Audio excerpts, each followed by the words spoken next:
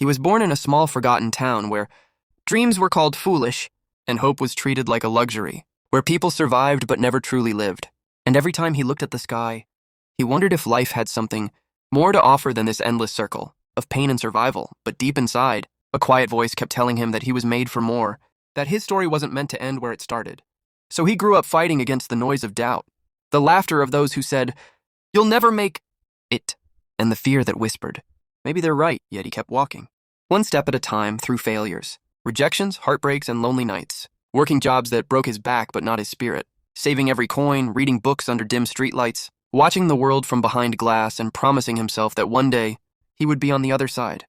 Not because someone would rescue him, but because he would learn how to rescue himself. And when life gave him pain, he used it as motivation. When it gave him loneliness, he turned it into focus. When it gave him rejection, he turned it into fuel. Every morning he rose before the sun, ran when no one was watching, practiced when no one clapped, and built himself silently while the world kept doubting him loudly. And when his friends stopped believing, he walked alone, because he had finally realized that the journey of transformation is always a lonely road, and those who walk it with courage, even once, never return the same. He faced failure so deep that they broke him into pieces, but each time he built himself again, stronger, sharper, wiser. He learned that success is not one big moment, but 1,000 small decisions made in pain. He stopped chasing applause and started chasing growth, stopped proving others wrong and started proving himself right. And soon people began to see a different light in his eyes, the light that comes when someone has walked through darkness and refused to give up.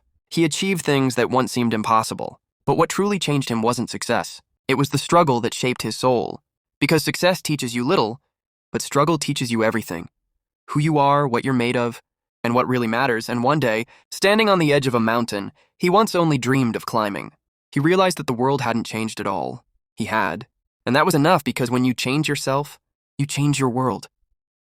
He looked back at the boy he used to be, scared, small, uncertain, and whispered, "We made it." And in that moment, he finally understood that life isn't about waiting for the right time. It's about creating it. It's about fighting your own mind every day and still choosing to move forward. It's about falling 1,000 times and rising 1,001. Because greatness doesn't come from what you achieve. It comes from what you survive. So if you're lost, broken,